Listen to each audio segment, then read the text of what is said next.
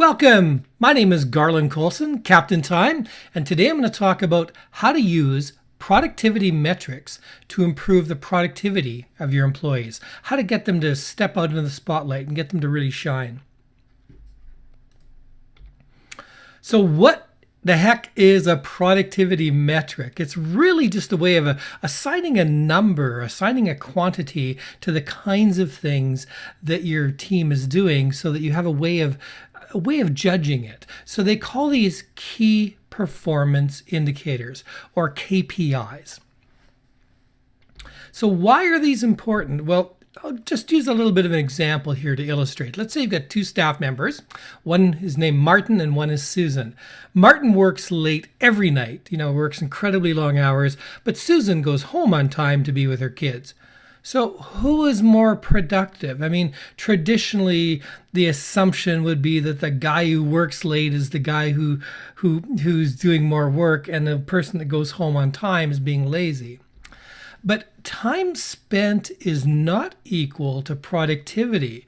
So what if Susan was getting nearly twice as many sales or twice as many phone calls completed in a day as Martin while working only half as many hours? So the case of someone working late is a really poor way to judge whether somebody's efficient or not. As a matter of fact, an argument could be made that the people working the longest could be your least efficient employees. And this happened to me in real life because I've always had a real interest in time management, took lots of courses on it, read lots of books on it. My desk was always spotless. It was always empty because I would have customers coming and sitting on the other side to talk to me.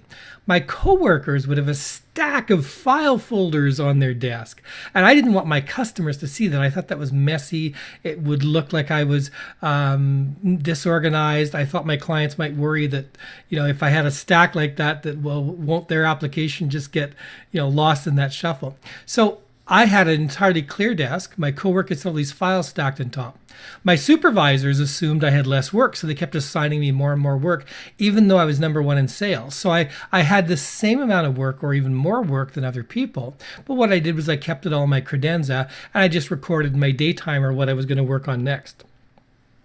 So there was a case of where they were using the wrong KPI, the wrong productivity metric. Their productivity metric was the fuller the desk, the harder the person works, which if you think about it, that kind of means they're bad at processing the paper, not good at it.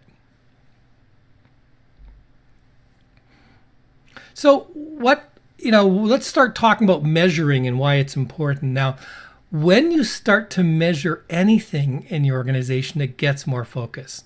When I worked in one organization, we were encouraging our staff to talk to the clients more and to upsell them into other products. This was in a bank, so we were trying to upsell them into credit cards and RSPs and a whole bunch of different things.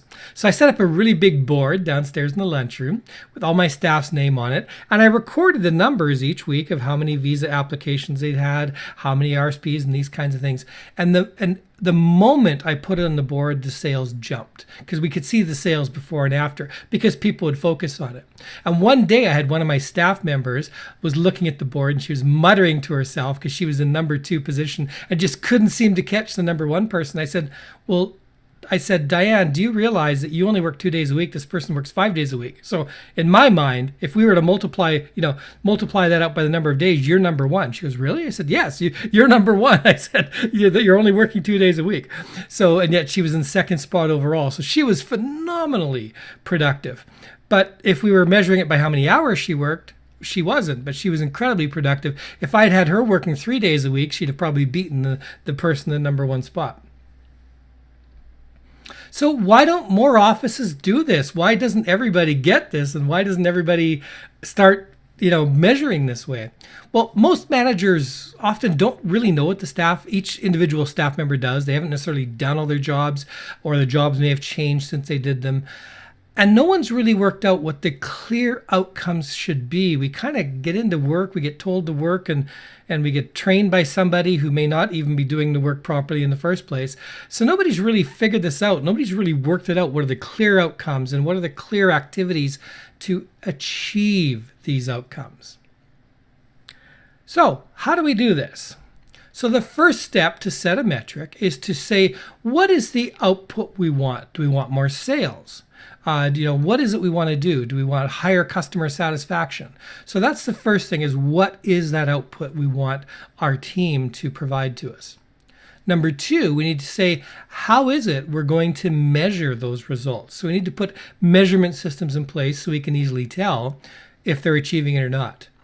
And thirdly, we work out what are the activities that would lead to those desired results. So yes, if you want someone to be 30% higher in sales, one metric is the actual sales itself, but there's other activities that could lead to the sales, especially for somebody junior, that you want them to work out, such as how to make more phone calls and things like that. So sales metrics, yes, we can do volume in sales generated, the closing rate, but you can also track activities leading to sales. How many people did they call this week? How many people did they email? How many network groups did they attend?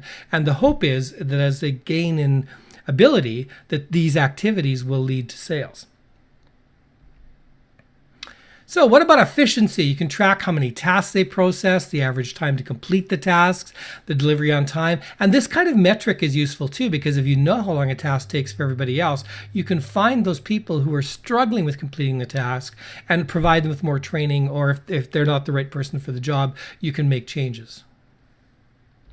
Maybe you want to measure customer satisfaction. How happy are your customers? You can track things like the feedback or the waiting times for their support question to be answered.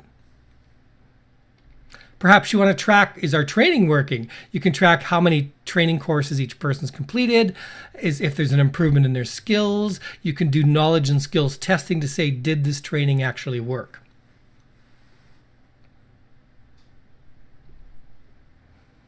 So you'd want to be setting goals for each employee. So each of these goals should be set during the initial part of their performance review process, or when they're first taken on. So at the beginning of the year, you set a goal and then you revisit it every few months.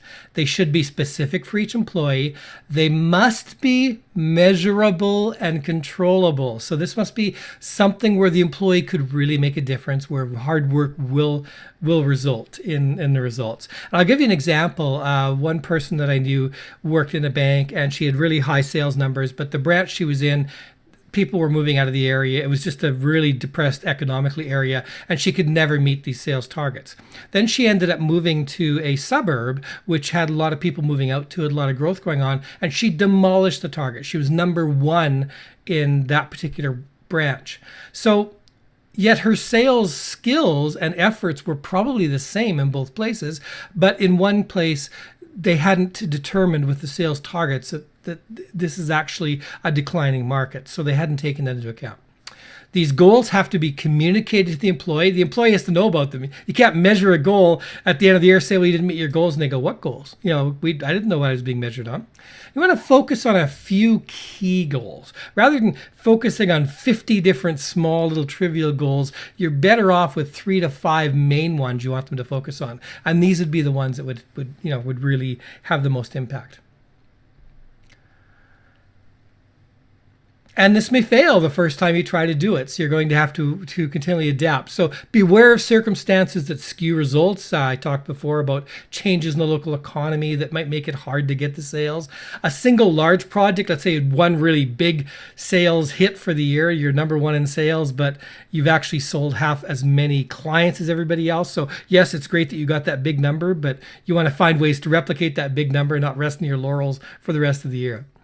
So you want to be adaptable, look at other metrics if it's not measuring. So this is a process. You're going to be adapting it. So the goals you have for people for next year will probably not be the same as the goals for this year, the same performance measurement indicators.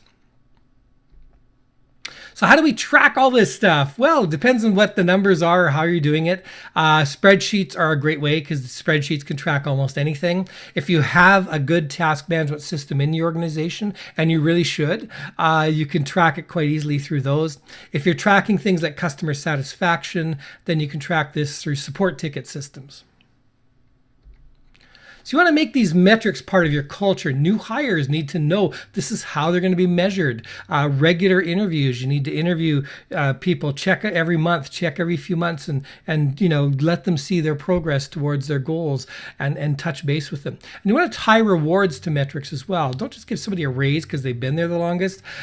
Give people a raise because they're actually achieving the goals. Hope you've enjoyed this video. If you have, please share it with others through social media and other methods. If you need more help, visit me at captaintime.com.